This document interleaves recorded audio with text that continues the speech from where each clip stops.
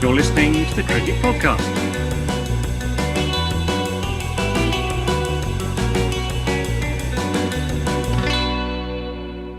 Hello, everyone, and welcome back to the Cricket Podcast, where we are doing our ICC Men's T20 World Cup preview show. This show will focus on Group B of the teams in the group stage or the qualification stage, whatever stage it is. Bangladesh, Oman, Papua New Guinea, and Écosse, which is French for Scotland. Correct. Good. Few really brief messages. We are on Twitter and Instagram at the Cricket Pod. You can find us on Patreon, patreon.com/the Cricket Pod. Max, what have we just done on Patreon? We have released all of the ball-by-ball data for all of the IPL ever. So if you want to go and play cricket analysts like Jack does on a day-to-day basis, then you can do that. You can sign up to our Patreon, download the data, answer any question you like. Do you know what I looked up? How good a captain MS Dhoni was, how much difference it makes. Over a whole T20, about a run, I think. That's still, that's not too bad. A run is pretty good. That could win you some games. It's between 0 runs and 6 runs, but 1 run is the best estimate I'd make. And we're sponsored by Woodstock Cricket. Ross is wearing a nice Woodstock hoodie. There. TCP 25 to get money off there.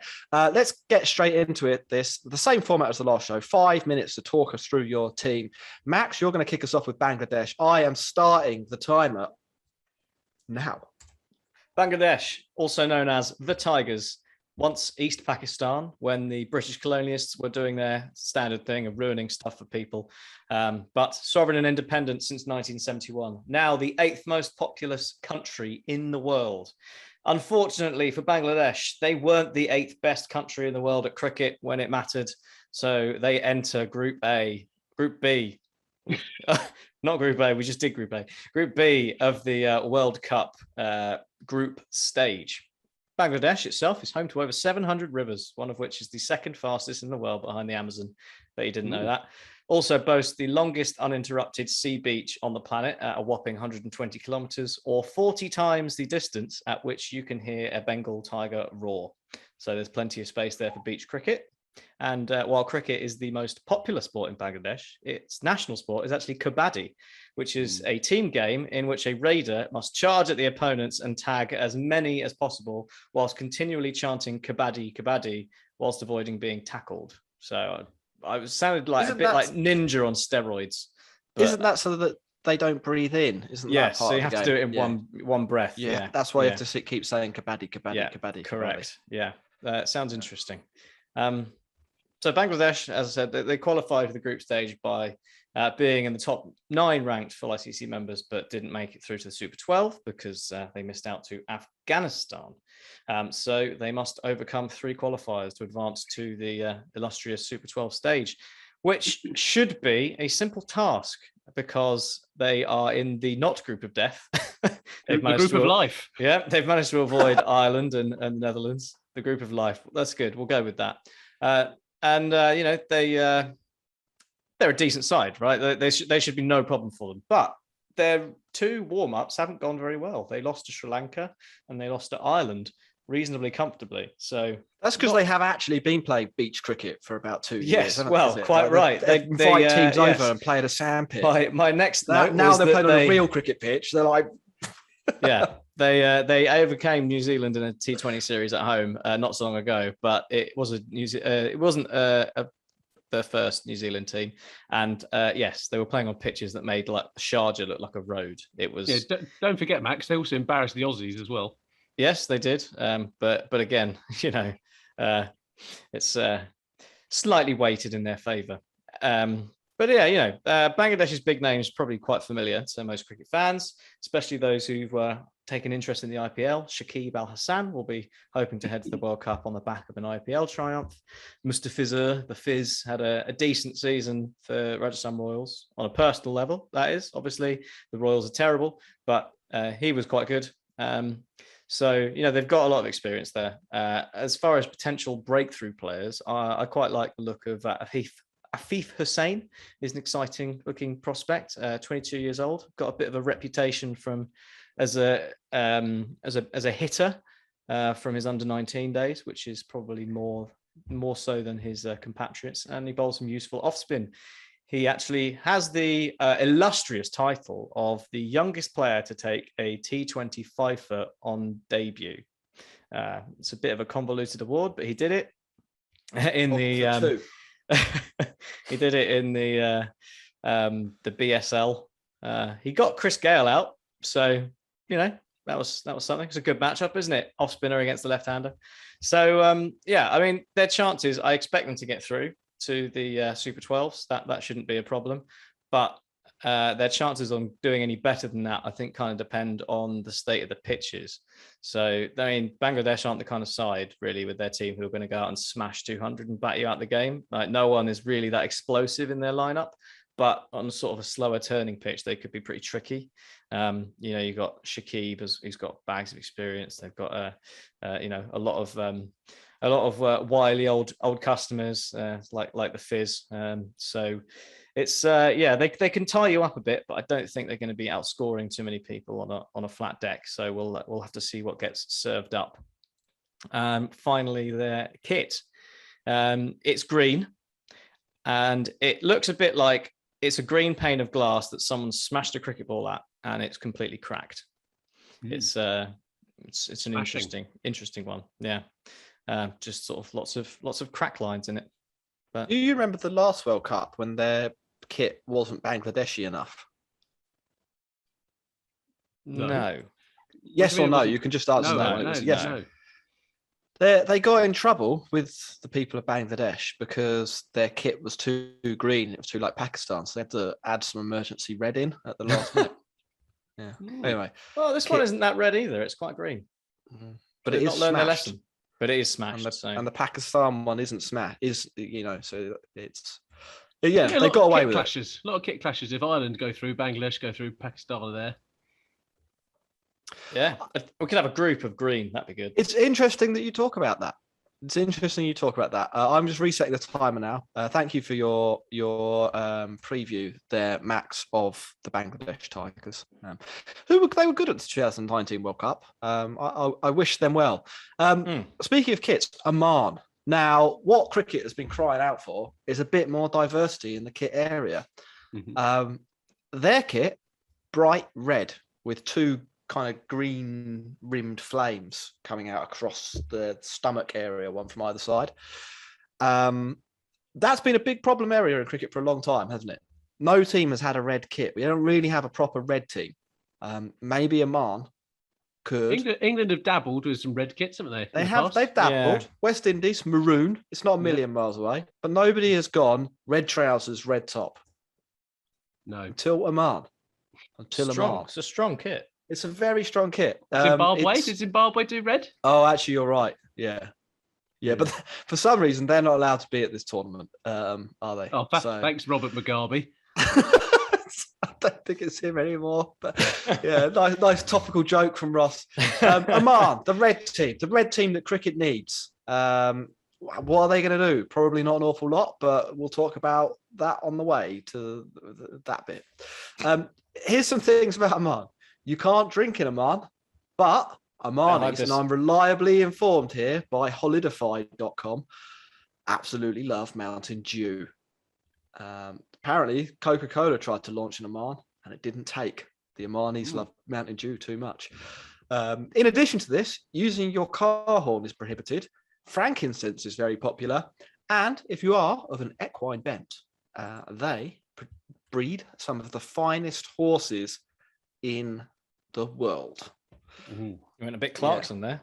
Yeah, I know. No, it was intentional. Doesn't he like? He doesn't know. He likes cars. Cars, yeah. Horsepower. Yeah. Horsepower. That's it. Yeah. The road to the UAE, the road to the show for the Omanis.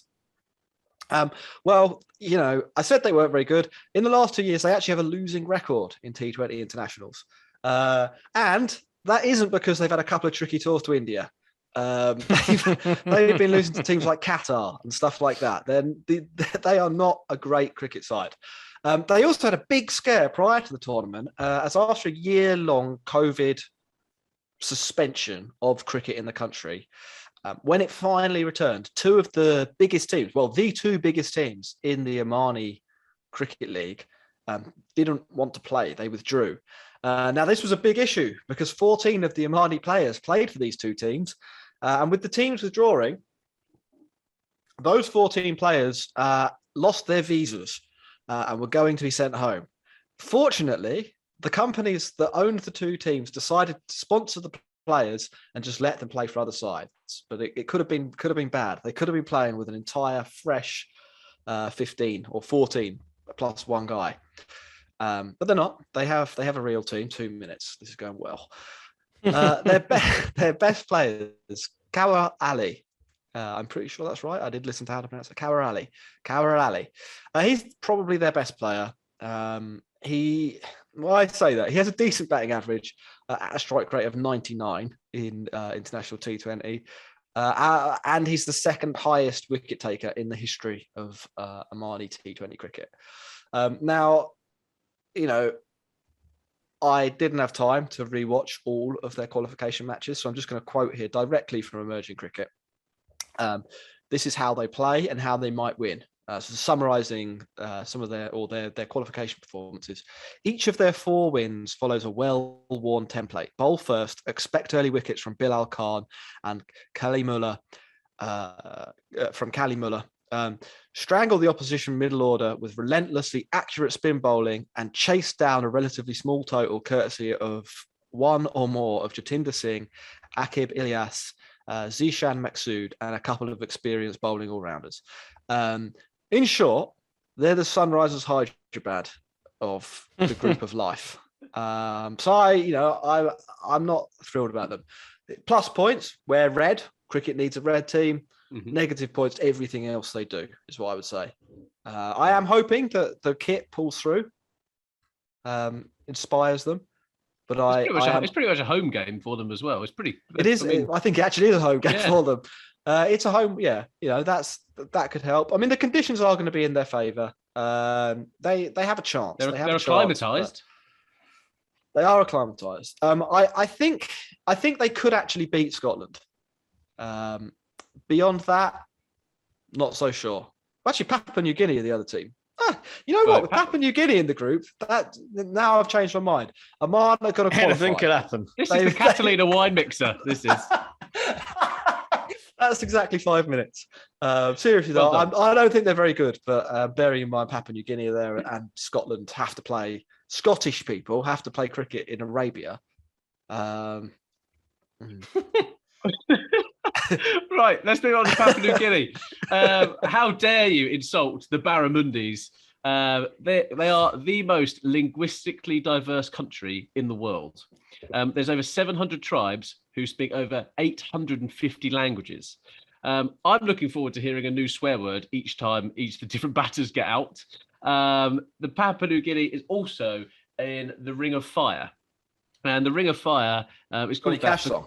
Yeah, Papua New Guinea on the Ring of Fire. It's exactly how it goes. But it's actually because of all of the volcanoes that it's actually near. So their most recent eruption was Mount Ulawan in 2019. But it's a pretty treacherous place. Like, volcanic activity is a day-to-day kind of part of the culture. Which is once it dies down, they'll have loads more land to play cricket on. Yeah, or the Chinese go and put some missile silos on it, which the Australians are really, really scared of at the moment. Okay, yeah.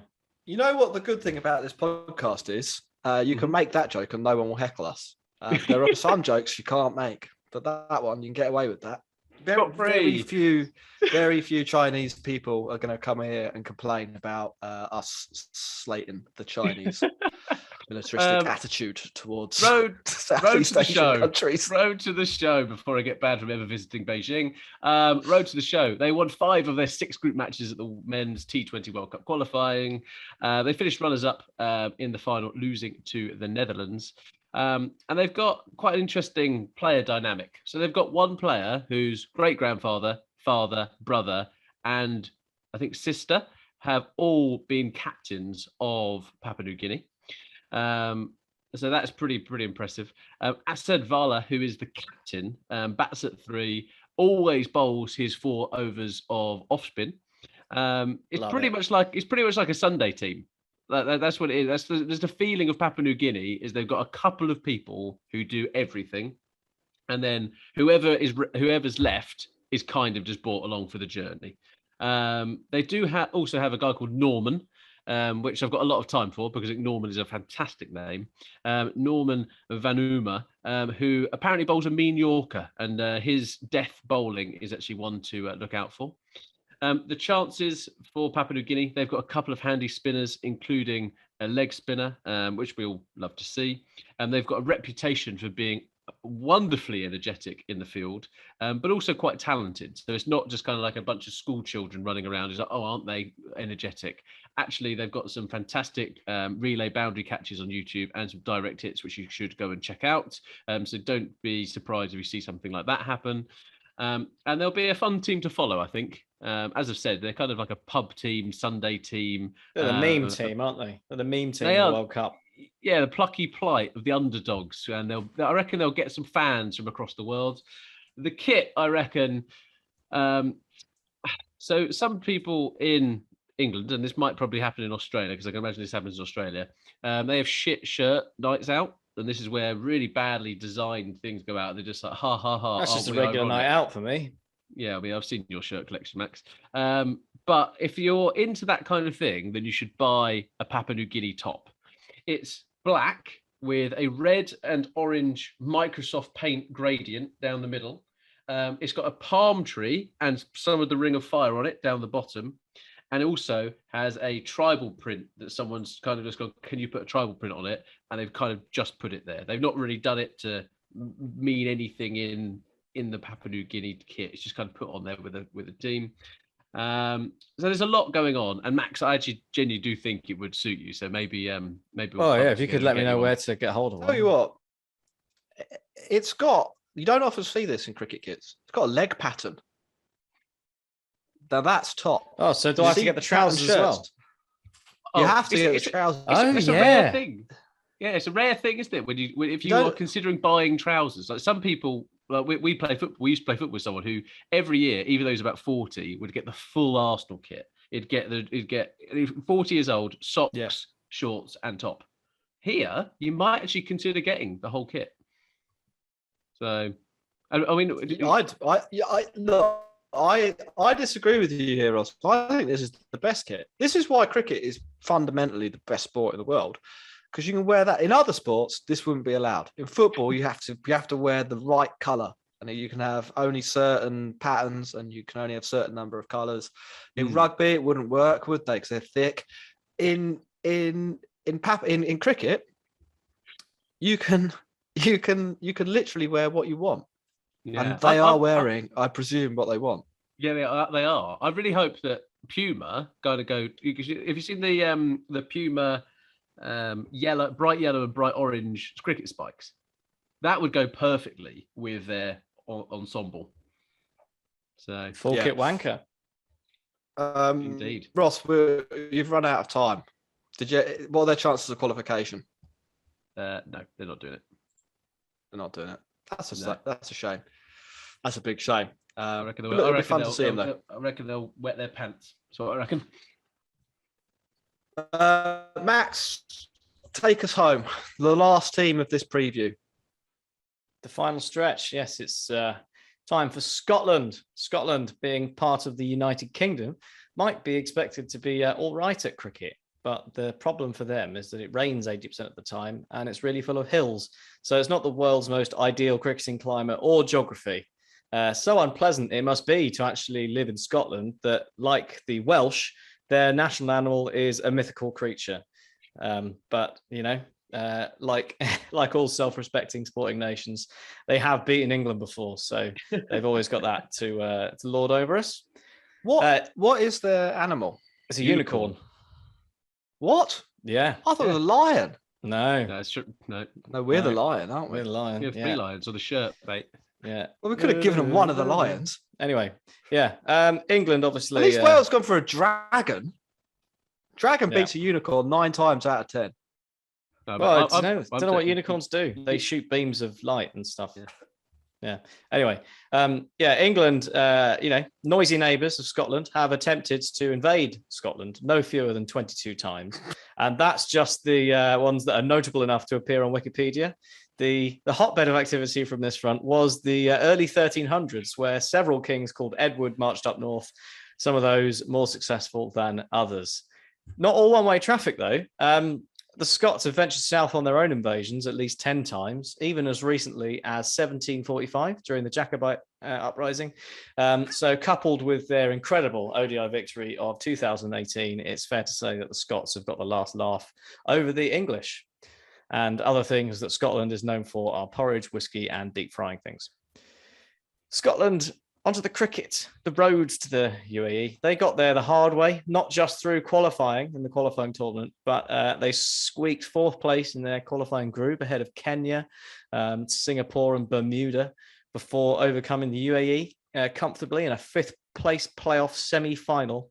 Words that do not make sense in a sentence together. That's what cricket organisation or the ICC have done very well there. Yeah, that's stunning. I just about worked. I looked at the structure and just about managed to work out what that meant, but it's bonkers. I gave up. As far as their team, they are led by the very experienced Kyle Kurtzer.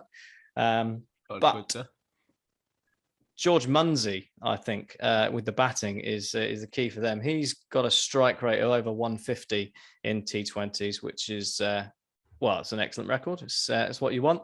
So he'll be really important for them in terms of the runs. And he scored a good 50 odd, I think, today in Scotland's latest warm-up game to overcome Namibia. Also look out for Brad Wheel, who has got a bit of county experience and has come back quite well from a back injury that curtailed a promising start to his Hampshire career. So he's another one to look out for. There's some decent players in the Scottish side, and I think they've actually got a pretty good chance of getting into the Super 12s. We'll assume Bangladesh will sweep the group, and that leaves them to play Oman and Papua New Guinea. They've beaten Oman very recently in the warm-ups. They beat Oman in the qualifiers as well, in the fifth place final, or whatever that was. So they can be reasonably confident of a result there. And the other team in the group is Papua New Guinea, who the doomsayers in this podcast think have got absolutely no hope whatsoever. I mean, they're all right, but New Guinea, Papua New Guinea won the qualifying group that Scotland were in 2019. They've got an Italian coach. Love it. Come on. Genuinely, they've got an Australian-born Italian who's played for Italy. So who's coaching Papua New Guinea? Oh wow! Yeah. So if you like the Azzurri, then go for Papua New Guinea. Sorry, Max, I didn't mean to curtail you there. No, that's all good. Yeah. Papua New Guinea won that qualifying group that Scotland were in. So they clearly got a bit about them. So Scotland, they could do it. But I think Scotland really, I think they've improved quite a lot since 2019. They struggled through that qualifying team, but I think they've actually come on a reasonable amount. And I think they underperformed in that qualifying leg as well. When you look at sort of the performance they put in against England in that one-day international, they've got the potential to actually score lots of runs, as well as George Munsey. They've also got they've got some other people who can score runs. Their wicket keeper. The insight. The wicketkeeper, whose name I haven't written down, has now escaped me, who scored also 40 today against Namibia. They've got his name McLeod. No, it's not. It's the other one. No. But it's fine. The important thing is Scotland are actually quite a decent side with the bat, and I think they could actually bat some teams out the game. So in sort of contrast to some of the others, where maybe it's a case of trying to keep the opposition down and chasing a low score, Scotland can do exciting things. What I like about this Scotland side though is that they've got their head coach is called Shane Berger, so that's really quite good. And then they've got T20 supreme batsman Jonathan Trott as their batting consultant. The English consultant. Matthew Cross, by the way, is the man I was trying to name. Cool. That's good. Here's a question: Are Scotland now better at cricket than they are at football? It's gonna be. It depends if they qualify, right? In the football, if they qualify for the World Cup, I mean, then it's gonna be It's a tight run close thing, isn't race. it? I mean, they Yeah. did nearly Yeah. not beat the Faroe Islands. So Yeah. Well, I mean, England also failed to beat them, so yeah, that was yeah. embarrassing. I think Scotland cricket might be the future of Scottish sport, to be honest. This could be the dawn of a new age. Predictions, fellas, to wrap this up. Ross, who's going through from Group B, the group of life? Bangladesh are going to go through. No, what a shocking Yeah, prediction. Maybe in first place as well, which is. But bold shout. what I really like about this group is it is a complete dogfight between those three teams. Like anything could happen. So do you know what? Come on, Oman. Red team. We need a red team. Yeah. Max, Come on, who's going Oman. through? Well, it's going to be Bangladesh and Scotland. Yeah, I'm going to go Bangladesh and Scotland as well. Oh, Papua New Guinea are definitely going to go through. So if you're betting, go for them. Great. I Right, will that's the be end of the looking to cricket invest in podcast. a Papua New Guinea top, though. Yeah, I think. Should we just get them? Should we get Papua New Guinea shirts? Can The whole kit? Can anyone give them that to us for free? No, At probably the Cricket Pod, let us know. not. Or I've the got a Cricket Pod. Yeah. The I've got a cricketpod at Vanuatu kit. gmail.com. Cricketpod at gmail.com. Get in touch. Share your bank details. No, don't do that. Don't do that. Right, that's the end of the Cricket Podcast. At the Cricket Pod on Twitter and Instagram. We will be back. I think with Max is going to we're going to do something after the first game, and then we'll be back at other times as well. Goodbye. You're listening to the Cricket Podcast.